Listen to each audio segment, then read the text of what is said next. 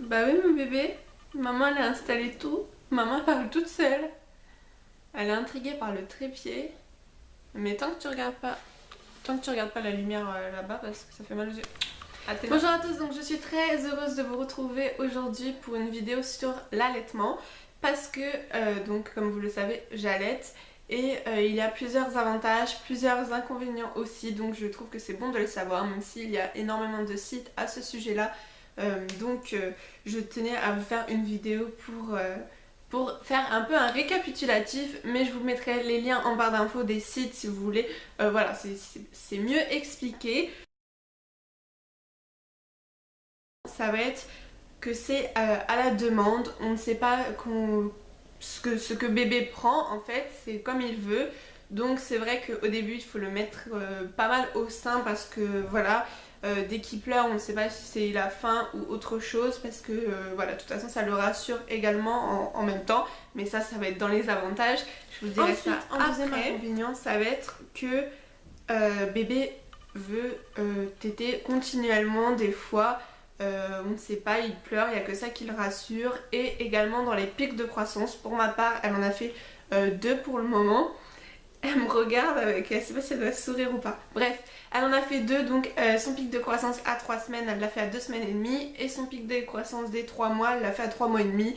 Donc elle a plus faim ou elle est plus grognon et il n'y a que le sein qui l'apaise, on va dire. Parce que pour ma part je suis contre la tétine, donc je ne l'ai pas testé du tout à part au pic de croissance. Vous avez fait une vidéo sur l'allaitement, au premier pic de croissance à 2 semaines et demie j'en pouvais plus, j'ai testé, mais heureusement elle l'a refusé, elle savait pas la tenir. Donc voilà, parce que je suis contre, et puis de toute façon ça peut fausser l'allaitement aussi. Ensuite, en troisième point négatif, ça va être les nuits des bébés allaités sont plus longues à faire. Ils peuvent mettre, parce que des fois il y a des bébés au bout de 2-3 mois ils font leur nuit en général, et d'autres ça peut prendre 6 mois, ou encore je connais quelqu'un, sa fille a 2 ans et elle ne les fait toujours pas. Donc ça peut être plus long, mais ça dépend complètement des bébés en fait, parce qu'elle a une autre fille aussi qui avait fait ses nuits dès 3 semaines alors qu'elle a allaité toutes ses filles. Donc en fait ça veut rien dire, mais généralement c'est plus long quand même. Donc voilà, après ça dépend aussi peut-être des tétines. Si vous donnez la tétine au bébé, bah la nuit ça fait voilà, ça fait tétine. Quatrième point négatif, ça peut être un point négatif. Pour moi ça ne l'est pas, hein. Pour les mamans je pense que ça ne l'est pas. Mais pour la famille, le papa, ça peut l'être. Moi, on m'a fait cette reproche également aussi. Voilà, c'est un peu quand on ne trouve pas d'excuses. Mais dans ma famille, on m'a dit qu'après, le papa ne peut pas participer. Et puis bah, également après, la famille, quoi, pour donner des biberons, etc.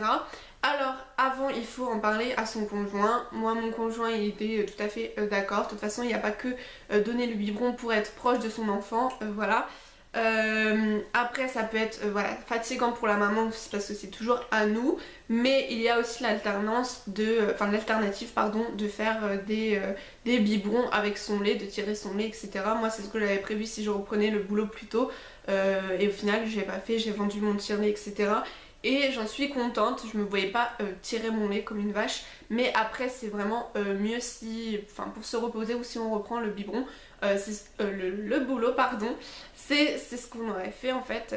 J'aurais tiré mon lait parce que voilà, tant que j'ai du lait, je ne me voyais pas arrêter l'allaitement, ça convient, et pour bébé c'est meilleur, mais je vous dirai ça après. Donc ensuite, le dernier point négatif que j'ai trouvé, c'est que ça peut faire mal. Au début on peut avoir des crevasses, la succion peut faire mal. Moi à la maternité j'avais vraiment mal et j'arrivais pas à positionner bébé. Désolée, il y a le téléphone, je vous reprends après. Ah mon bébé, pourquoi il y a le téléphone qui sonne? Je décroche jamais, c'est toujours des pubs alors de toute façon. Donc comme je vous disais, ça peut faire des crevasses, ou ne serait-ce que moi pendant une semaine j'ai eu des crevasses et j'avais mal les 3 premiers jours à la maternité. C'était vraiment dur parce que je savais pas comment me positionner, mais j'ai persévéré parce que ça me tenait vraiment à cœur d'essayer. Voilà, si vous voulez vraiment,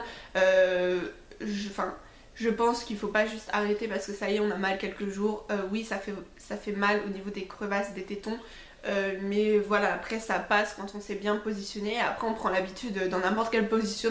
Maintenant je peux l'allaiter, et puis maintenant elle sait prendre le sein, donc même elle est n'importe comment quand mon conjoint me la passe, parce que c'est aussi, je vous ai dit que c'est un inconvénient, ça peut être un inconvénient parce que le conjoint ne participe pas, mais quelque part, si, il participe parce qu'il va me la donner et la faire même, il la tenait pour qu'elle me tète ou tout ça, et donc c'était drôle parce que dans n'importe quelle position, elle prend.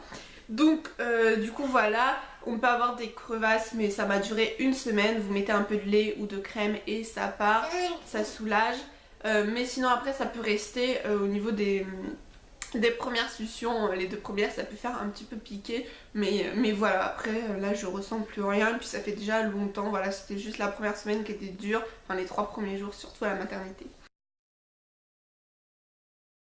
Niveau avantages maintenant, il y en a beaucoup plus et c'est les meilleurs, c'est ce qui compte. Je ne m'arrête pas au point négatif, après c'est vous qui choisissez, hein, bien sûr, moi je respecte tout le monde. Si vous préférez donner des biberons parce que c'est plus facile ou simplement parce que vous ne pouvez pas, vous n'avez pas assez de lait, ça normalement c'est faux, tout le monde a du lait, à part vraiment c'est hyper rare, mais on va dire tout le monde a du lait tant que vous mettez bébé au sein régulièrement, voilà. Et du coup ça produit, plus bébé tète, plus ça produit du lait. Après il y a aussi la fatigue qui peut un peu stopper la lactation. Mais voilà, reposez-vous, en remède de grand-mère, buvez, c'est pas très bon mais voilà, 2-3 heures avant, buvez une bière. Voilà, ça va rien faire et ça va restimuler un panaché, voilà, la lactation. Premièrement, c'est meilleur pour la santé. Je vais pas vous dire tout, enfin voilà, il y a eu plein de statistiques, ça a été prouvé et pour tout, on va dire de la tête aux pieds, c'est meilleur pour eux. Déjà tout d'abord c'est naturel, c'est fait pour ça qu'on ait du lait. Le bébé est immunisé en fait avec nous au début, hein. Bah oui. Et du coup niveau yeux en fait, niveau la vue, parce qu'il doit chercher le téton, voilà. Enfin et puis je sais pas, c'est naturel, c'est dans les effets du lait. Ils ont une meilleure vue. Un QI plus développé, ça j'ai vu, je ne savais pas, mais si on allait exclusivement pendant 6 mois, voilà, il y a une étude qui a été faite pour les enfants de 7 ans qui ont été allaités exclusivement pendant 6 mois, ils ont 5 points de plus au niveau du QI. Ensuite, au niveau des oreilles, ils font moins d'otites, il y a moins de choses aussi, enfin je vais pas tout vous détailler, je vous mettrai les liens en barre d'infos de certains sites. Au niveau des muscles de la bouche aussi, parce que téter c'est plus dur que le biberon. C'est pour ça que souvent les bébés, si on leur donne un biberon, après des fois ils ont plus de mal à reprendre le sein parce que voilà, les biberons c'est plus facile, ça coule tout seul. Du coup voilà, ça fait mieux travailler leurs muscles de mâchoire, donc ils ont moins de problèmes de dentition après par la suite. Ensuite j'avais fait une capture d'écran pour un site. Ils souffrent moins d'anémie, moins de gastro, moins de diarrhée, moins de maladies respiratoires, moins de rhume, moins d'otite et moins de méningite. Donc voilà. Après, pour l'instant, mon médecin conseillait de faire les vaccins à partir de 4 mois et non 2 mois parce qu'elle dit c'est trop tôt et puis en plus avec l'allaitement, enfin elle est immunisée avec moi. Et au final, je me suis renseignée sur plein de vaccins, ça c'est un autre débat, mais voilà, c'est pas très bon non plus au final pour les bébés, on s'en aperçoit un petit peu tard, mais voilà, il y a eu des statistiques aussi là-dessus. Donc au final, pour l'instant, je lui ferai que celui qui est obligatoire, mais je l'ai toujours pas reçu. Et donc voilà, elle va avoir 6 mois dans 1 mois et elle a jamais été malade encore, donc voilà, je touche du bois, là j'en ai pas à côté de moi, mais voilà. Après ça dépend des bébés hein, parce que je connais un bébé qui a été allaité, qui a été constamment malade, mais bon ça c'est parce qu'aussi dans sa famille, voilà, c'est un peu héréditaire aussi parfois, mais voilà, généralement ils sont moins malades. Ensuite au niveau du deuxième avantage, c'est plus facile à digérer pour eux, donc c'est pour ça que c'est meilleur pour la santé au niveau de, voilà, ils ont moins de gastro, moins de diarrhée, etc. Ça se digère hyper vite, donc c'est pour ça que ça peut faire un inconvénient. Si vous entendez, c'est bébé hein. C'est pour ça que ça peut faire un inconvénient parce que bah, du coup ils peuvent réclamer plus souvent la tétée au début, mais voilà. Ensuite, troisième avantage, c'est qu'il n'y a rien du tout à préparer. Vous prenez bébé, hop, vous ouvrez votre soutien-gorge et c'est déjà prêt, c'est à la bonne température et tu fais. Et du coup la nuit il y a moins de... il n'y a pas besoin de se lever si vous faites du cododo ou juste à côté on va à la nacelle comme je faisais. Et du coup vous prenez le bébé et hop c'est tout prêt, c'est bon. Oui tu réponds à ce que je dis mais c'est pas à toi que je parle. Et du coup il y a moins de stress, le bébé pleure moins parce que voilà, il n'y a pas besoin de préparer le biberon. Ah mince, il a faim, on prépare, ou tiens, ça fait 4 heures, on prépare, donc il n'y a pas besoin de ça. Donc il n'y a pas besoin de regarder l'heure, de compter, etc. C'est à la demande, c'est quand ils veulent. Moi, au début, j'ai eu cette habitude à la maternité de compter combien de minutes, à quelle heure elle prenait, parce que voilà, au niveau de la maternité, pour qu'elle récupère du poids, on regardait. Et du coup, pendant un mois, ça m'est resté, plus d'un mois même, je continuais à compter combien de minutes elle était, à quelle heure, etc. Et je regardais pour la mettre, parce que voilà, je voulais qu'elle prenne quand même du poids. Mais après quand j'ai vu qu'elle prenait bien du poids, bien dans la courbe et tout, voilà, maintenant je me pose plus de questions, j'essaye même d'espacer pour qu'elle fasse mieux ses nuits, qu'elle tienne plus longtemps en fait sans manger. J'essaye d'espacer comme un biberon parce qu'elle prend bien du poids et que on arrive, enfin voilà, on joue avec elle ou tout ça, donc elle tient bien éveillée sans vouloir que manger parce qu'elle grandit quoi. Du coup ensuite, autre point positif, c'est que ça peut créer un lien intime. Souvent on peut dire que c'est égoïste parce que la mère veut voilà, que ça crée un lien avec son enfant. Au départ, moi je ne l'ai pas fait pour ça, je l'ai juste fait pour la santé et puis les autres points positifs on va dire qui vont venir après. Mais du coup ça je l'ai pas fait pour ça parce que je me disais qu'on donne un biberon ou le sein, je voyais pas la différence.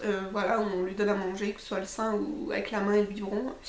Et en fait si, parce que quand bébé grandit, voilà, on sent mieux qu'on la rassure, ou des fois c'est juste des tétés câlins, elle va nous sourire au sein et du coup c'est vrai que c'est mignon, ça peut créer ce lien. Après voilà, ça veut rien dire, les bébés au biberon tout ça, ils peuvent avoir un lien fort avec leur bébé évidemment.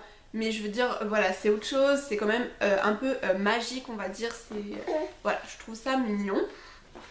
Ensuite, autre point positif, c'est que pour nous, pour une fois, la maman se remet mieux de l'accouchement parce que quand le bébé tète, ça va créer des contractions utérines, du coup ça va mieux se remettre en place dans le ventre. De plus, ça va aussi permettre à la poitrine d'avoir moins de risques de cancer du sein parce que voilà, je sais pas, ça stimule. Et du coup on a moins de cancer de sein et des ovaires. Après évidemment c'est au niveau des statistiques, ça dépend, on peut avoir allaité pendant quelques années, enfin plusieurs bébés, et puis au final avoir un cancer du sein évidemment. Mais voilà, c'est des statistiques, c'est généralement. Ensuite du coup il y a moins de baby blues, ça je sais pas trop pourquoi mais ça crée des, on va dire, des genres d'hormones ou je ne sais pas, et on a moins de baby blues. Ensuite autre point positif, ça qui peut être pas mal aussi, hein, c'est que c'est gratuit évidemment, il n'y a rien à acheter, pas besoin d'acheter des laits, des fois les bébés veulent des laits spéciaux etc. Alors qu'avec l'allaitement ils sont sûrs d'accepter notre lait, enfin voilà, c'est fait pour ça, c'est naturel. Alors que des fois quand on prend des laits en poudre, voilà, non, le bébé il supporte pas ça, il faut un lait spécial. Ou parce qu'il est prématuré, qu'on ne veut pas allaiter, du coup il faut un lait spécial qui coûte hyper cher. Donc voilà, après évidemment faire un enfant c'est pour mettre le prix, hein, je suis bien d'accord. Mais moi c'est pour la santé que j'ai fait, après c'est un petit plus que c'est gratuit, voilà, c'est toujours pratique. Ensuite, autre chose, c'est que après le bébé devient moins difficile pour la diversification parce que notre lait change de goût selon ce qu'on mange. Donc du coup bébé s'habitue en fait aux différents goûts, donc après il va moins être difficile si on va lui faire goûter de la carotte ou de la pomme de terre parce que voilà, il y a déjà un petit peu ce goût là dans notre lait. Et dernier point positif, j'essaye de me dépêcher parce que je sens que ça va durer 20 minutes, c'est que ça peut aider, donc encore pour la mère là, à perdre du poids pour la maman. Donc ça franchement je l'ai pas encore vu, j'ai commencé on va dire à fond, enfin pas trop parce que je veux qu'elle mange correctement, enfin voilà, vu que je fais du lait je suis pas au régime à fond, mais du coup je commence depuis 2 mois à faire du sport et au régime un petit peu, enfin manger plus sainement. Et en fait je perds doucement mais je vois pas le rapport avec le lait, non, mais parce que ça prend tellement pour consommer le lait, pour faire le lait, ça puise dans nos réserves et ça brûle plus de calories. Mais j'avais demandé à la sage-femme, elle m'a dit oh là mais ça c'est après 4-6 mois d'allaitement qu'on commence à le voir. Mais alors qu'il y en a qui sont au biberon par exemple, qui ont déjà perdu tout leur poids. Je pense que ça dépend des femmes, de ce qu'on mange aussi. Mais voilà, ça c'est souvent dit qu'on perd plus de poids avec l'allaitement. Donc voilà niveau avantages inconvénients. Donc dites-moi dans les commentaires si cette vidéo vous a plu. Dites-moi si vous allaitez, combien de temps vous avez allaité, ou si vous êtes enceinte, si vous comptez allaiter. Après dites-moi pourquoi vous avez décidé d'allaiter et pourquoi vous avez décidé de ne pas allaiter. Voilà ce qui vous a fait peur, ou si c'est parce que vous ne pouviez pas pour X ou Y raison. Dites-moi ça dans les commentaires, parce que des fois c'est bien de faire cette vidéo parce que des fois certaines personnes vont pas allaiter pour par exemple juste un point négatif des nuits, mais franchement on va dire c'est qu'un détail, voilà, c'est qu'un détail parce que après voilà, le principal pour moi c'est sa santé je trouve, donc voilà. Donc je vous retrouve la semaine prochaine pour une autre vidéo, je vous fais de gros bisous.